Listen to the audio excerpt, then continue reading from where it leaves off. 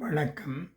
இப்பதிவினை முதல் தடவை பார்ப்பவர்கள் அல்லது ஏற்கனவே பார்க்கத் தவறியவர்கள் சப்ஸ்கிரைப் பண்ணி பார்க்கும்படி தயவுடன் கேட்டுக்கொள்கிறேன்.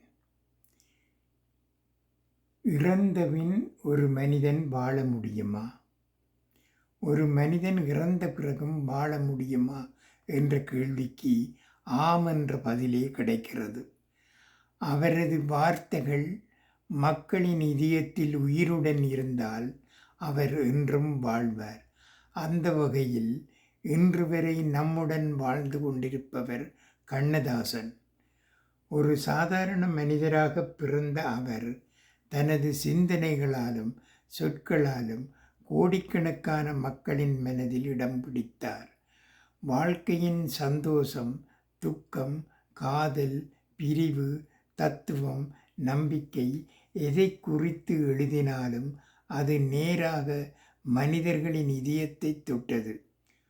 ஒருமுறை யோசித்து பாருங்கள்.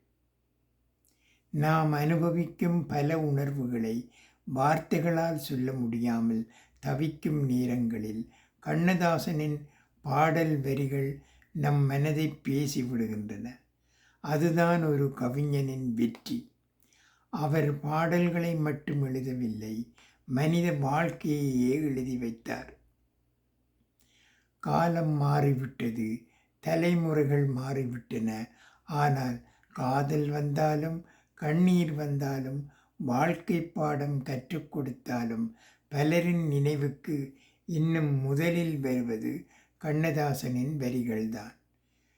ஒரு மனிதன் வாழ்ந்த ஆண்டுகளால் பெரியவன் ஆக மாட்டான், அவன் விட்டு சென்ற சிந்தனைகளால் பெரியவன் ஆவான்.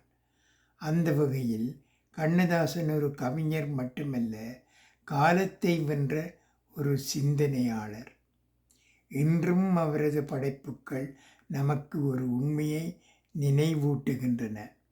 வார்த்தைகளுக்கு உயிர் கொடுத்த மனிதர்கள் ஒருபோதும் மறைவதில்லை. நன்றி, வணக்கம்.